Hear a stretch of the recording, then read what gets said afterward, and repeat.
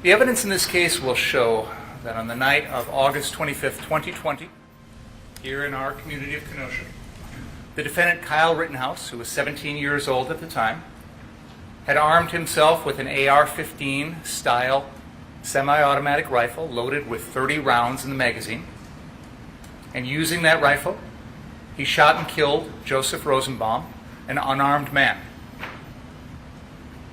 The shot that killed Mr. Rosenbaum was a shot to the back. There will be no dispute in this record that the defendant had that gun that night, shot 8 bullets. 4 of them hit Joseph Rosenbaum, 2 of them at an unknown individual, 1 into Anthony Huber's chest, and 1 into Gage Grosskreuz's arm. That will not be in dispute. The central issue in this case is going to be self-defense.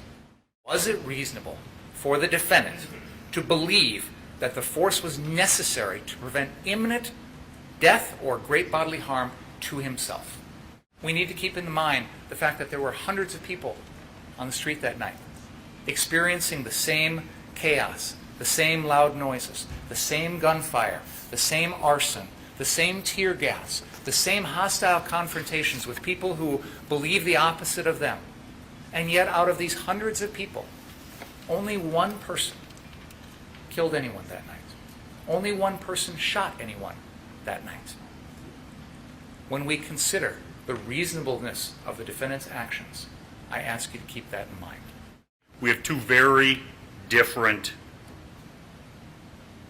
outlooks on the events of August 25th of 2020. Mr. Binger makes a big thing out of Kyle Rittenhouse was the only person who shot somebody that evening. True. Mr. Rittenhouse was the only person who was chased by Joseph Rosenbaum that evening. You'll hear testimony, not just from Kyle Rittenhouse, but Balch, Mr. Balch, about Joseph Rosenbaum stating to Kyle and to Ryan Balch in each other's presence, if I get either of you 2 alone, I'm going to kill you. Flat out threats to murder.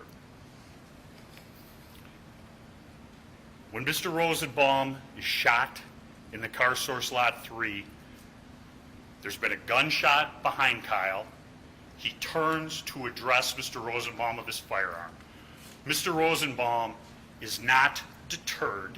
He continues to run. He acted in self-defense, ladies and gentlemen. The evidence will show that his actions on August 25th of 2020 were reasonable under the circumstances as they existed that night, being attacked by Mr. Rosenbaum. Kyle Rittenhouse protected himself, protected his firearm so it couldn't be taken, used against him or other people from Mr. Rosenbaum who'd made threats to kill. And the other individuals who didn't see that shooting attacked him in the street like an animal.